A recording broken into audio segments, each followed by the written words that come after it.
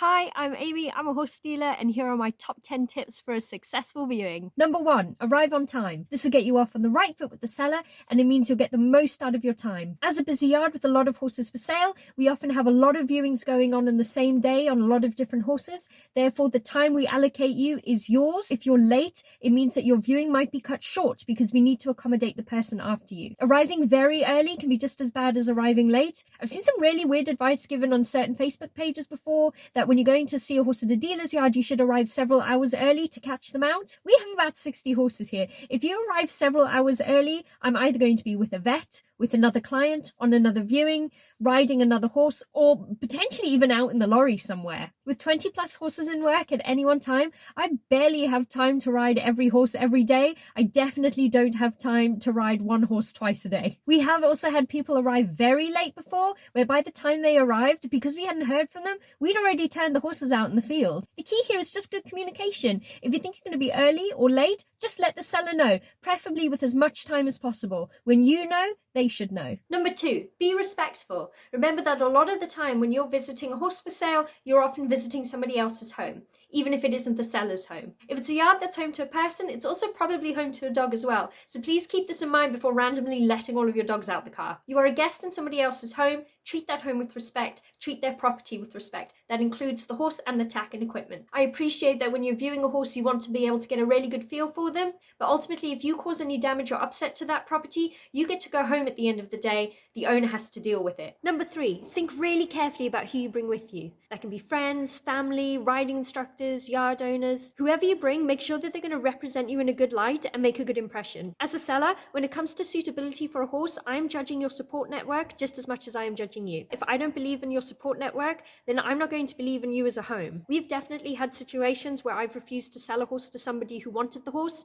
because I didn't believe in their support network. Also keep in mind that just because somebody has owned a horse for a long time, that doesn't make them an expert. It doesn't qualify them to advise you on how to buy your horse. We get situations sometimes with teenagers as well, where parents will bring adult friends from the yard because they think that they're more knowledgeable, because they've owned a horse for longer. And when the teenager's ridden the horse, they've ridden it really well, but then when the friend has gone on, they haven't done such a good job. Now, I have to keep in mind as a seller that that is the person that you're going to for help and advice. And so if I don't believe that that person is going to be giving you good help and advice, I'm not going to sell the horse to you. The experts that you appoint sometimes in these situations as well, so often come in with a lot to prove, and that can make them quite hostile.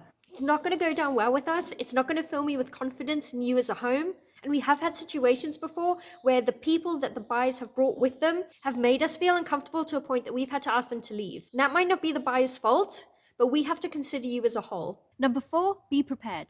Any questions that weren't answered during the initial inquiry stage, now is the time to answer them. So make sure you bring that list of questions. If there's anything specific or out of the ordinary that you want to see, maybe check with the seller at the time of booking the viewing that it is possible to see that. Not all yards have the same facilities. We don't all have cross-country courses or big open fields or courses of fences. Some people don't have an arena. For example, we can't accommodate open space hacking. So if you came to view a horse with that as an expectation, we wouldn't be able to offer it. So if you do have specific expectations, just check ahead of time that they can be met. And if they can't be met, is there a suitable compromise that you'd be happy with? Number 5, be kind and considerate to the horse. You want to get off on the right foot with them as well. I refuse to believe that the way some people treat horses on viewings is how they would treat their own horse at home. The horse didn't ask to be put in this situation. He didn't get to choose who came to view him today, and he didn't get to choose who you brought with him or what you want to do with him. It's not the horse's fault that you've driven 3 hours, that you've had a bad experience in the past, that your last horse bites, or that your last horse has kissing spine, or any of these things. Viewings can be quite overwhelming for a horse and quite stressful. It's a lot of people invading their space, touching them all over, sometimes making them feel uncomfortable, sometimes treated a lot like a car in a showroom. If you wouldn't ride your own 4-year-old horse at home for 2 hours with 6 different people getting on and off, why is that okay to do to somebody else's horse? Be kind, be considerate, especially when these horses are young and green. Really take your time with them. Introduce yourself. Give them space. The more comfortable the horse feels with you and the more they trust you, the better they'll show themselves to you. Number 6. Now this is the big one. If you're going to take anything away from this list, this is it. Watch the rider. not the horse. But most people don't do this. What they do is they watch a video of the horse online, they like how it goes, they book a viewing, they come and watch the horse being ridden in front of them, they watch the horse go around and they go, oh, that looks great, that's what I'm looking for. They get on, ride the horse completely differently to how the rider's been doing, and they don't get the same result. The person then feels cheated because they feel that the horse hasn't gone as well for them as it did in the video or when the person showed it to them, and then they'll get cross with me, even though they've just seen the horse going perfectly nicely with another rider. But obviously it can never be because you're just riding it badly. An example of this happening is where we might present a horse that's going nicely forward from the leg into a soft hand, rides into a nice contact, but all that the person watching will see is that the horse is making a nice shape. And then they'll get on, there'll be a lot of hand work, not a lot of leg work, the horse will get tense, might reject the hand and stop going forward. I'll then get told that the horse is too green or needs its teeth doing. And this is just because the rider has ridden it completely opposite to how we've shown that it goes best. You can learn so much from watching the rider. So spend your time watching how the horse is going, but just make sure that you keep checking in on the rider. What is the rider doing to get the results that you want to achieve? And if you're not sure and you'd like more information, ask them about what they're doing. The horses and I will really thank you for this one. Number 7, only get on the horse if you want to. If you don't want to get on, you don't have to, and we'll all thank you for it. Nobody wants you to ride the horse if you don't want to. It's not good for anyone to put somebody on a horse that they aren't comfortable getting on. So it doesn't matter if you feel like you've driven 3 hours, if you've brought everyone with you, if you don't like the horse or you don't feel safe, don't get on. There's no need to feel bad. You won't hurt my feelings. If anything, I'll be happy because you've been open and honest with me. You've not wasted my time and you've not had me put the horse through a needless viewing. I see this a lot with parents and teenagers. I think possibly because they've driven a long way or they've taken time out of their day and now that they're here, they want the kid to ride. But we can usually tell if the kid isn't keen. We have had parents be quite pushy on this before where it's quite clear that the kid does not want to ride. So in these circumstances, I won't let them. A lot of the time, these kids or teenagers haven't quite found their own voice yet or confidence to be able to speak up enough for themselves. But it is clear to us when somebody doesn't want to get on. And if you don't want to get on, then I don't want you to get on. And the horse definitely doesn't want you to get on. Horse riding is a dangerous sport.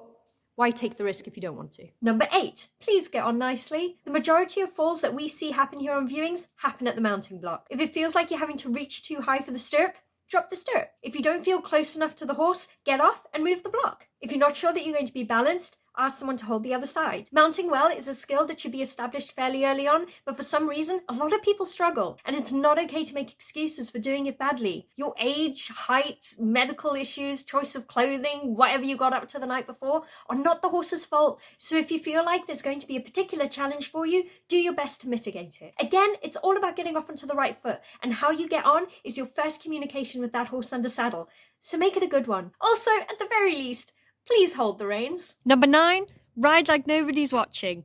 Because we're not really. I understand exactly how unnerving and uncomfortable it can be riding in front of strangers, especially a horse that you don't know, in an environment you don't know, in front of people you don't know. I'm not looking to be impressed. When you're riding, I'm not watching you, I'm watching the horse and how you're influencing his way of going. The horse will tell me everything I need to know. The riders that do best on viewings are the ones that just ride the horse underneath them. They get on and they get on with it. They're not worried about how it looks, they're just worried about how it feels. Are they having a good time? Do they feel safe? Do they feel in control? The riders who don't do so well on viewings are the ones that come with quite a fixed idea of how they expect a horse to go and aren't willing to compromise. Rather than riding the horse underneath them and adapting to the horse's way of going, they expect the horse to change for them. Some horses will just put up with it, but the more sensitive ones can find it quite stressful and upsetting. It can be a really frustrating situation for us to watch from the ground, to see a horse trying to communicate that it's unhappy to the rider, and it's like the horse is just talking to a brick wall. The lines of communication needs to run both ways. This is another example of where years of experience, but usually limited experience, doesn't necessarily equal competence. Viewings aren't about getting it perfect, it's about getting a feel for a horse underneath you, and deciding whether or not this is a horse that you could build a partnership with. So don't sweat the small stuff.